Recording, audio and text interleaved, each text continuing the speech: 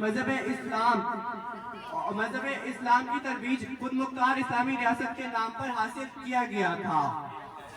اور پھر موجودہ پاکستان کو دیکھیے اور فیصلہ کیجئے کہ موجودہ پاکستان قائد کے خواب کی تعبیر ہے کہ جس کی تمنا یہ سحر وہ تو نہیں ہے، قائد کی تقاضوں کا سمجھ یہ تو نہیں ہے، مسلے ہوئے جذبے تو کہیں کچلے ہوئے جسم، اقبال کا وہ خواب نگر یہ تو نہیں ہے۔ علی وقار کہ یہی وہ پاکستان ہے جو عام ملک و قوم کی دولت کو حکمرانوں کی عیاشیوں پر لگایا جاتا ہے، جہاں میرے جیسے عام پاکستانی کو ترقی سے محروم رکھا جاتا ہے، مجھے کبھی روٹی کپڑا اور مکان کے نعروں پر پھیلایا جاتا ہے، کبھی سب سے پہلے پاکستان کا نعرہ لگایا جاتا ہے، کبھی غلامی نہیں آزادی کا خواب دکھایا جاتا ہے، مجھے امریکہ اور یورپ کی ترقی دکھائی جاتی ہے، مجھے غلامی سکھائی جاتی ہے، مجھے بسوں سے اتار کر مارا جاتا ہے، مجھے شجرے کنگال کر مارا جاتا ہے۔ میں اس ملک کا باسی ہوں جہاں امید و یاس کے بیچ لٹکتی زندگیوں کو کے روزے شب فریب حیات کھاتے ہوئے گزرتے ہیں، جہاں غربت اور مہنگائی سے تنگ والدین بچوں کو بیچ کھاتے ہیں یا سولی پر چڑھ جاتے ہیں، عورتیں وارث ہوتے ہوئے بھی بیوی کے عذاب سہتی ہیں، بچے والدین کے ہوتے ہوئے بھی یتیمی کے کوڑے کھاتے ہیں، جہاں انصاف ٹکوں میں بکتا ہے، جہاں حق امیر کی چولی میں ڈال دیا جاتا ہے، جس سے عدل و انصاف میں ذرا جنبش نہیں ہوتی۔ حاضرین کرام، کیا یہ ہے قائد کا پاکستان جب مساوات، برابری، خود انحصاری اور خود مختاری کو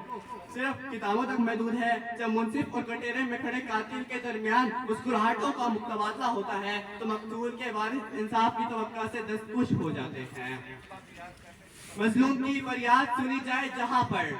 اس آگ نے ایسا کوئی دفتر نہیں دیکھا، تختے کی طرف جائے کبھی قتل کا مجرم، اس شہر کے لوگوں نے یہ منظر نہیں دیکھا، قاتل کے طرف دار کا کہنا ہے کہ اس نے مقتول کے شانوں پہ کبھی سر نہیں دیکھا۔ علی وقار قائد کے پاکستان کی تعبیر دکھاتے دکھاتے نئے رہنما ایک ایسے کارزار میں لائے ہیں جہاں مسائل کی اڑتی ہوئی ریت ہماری آنکھوں میں چبھنے لگی ہے۔ پھول تو یہاں تعلیم و تربیت کے کھلاتے، مگر یہاں کسی جرم کے شائبے میں ہمارے قوم کو پابندے سلاسل دیکھا،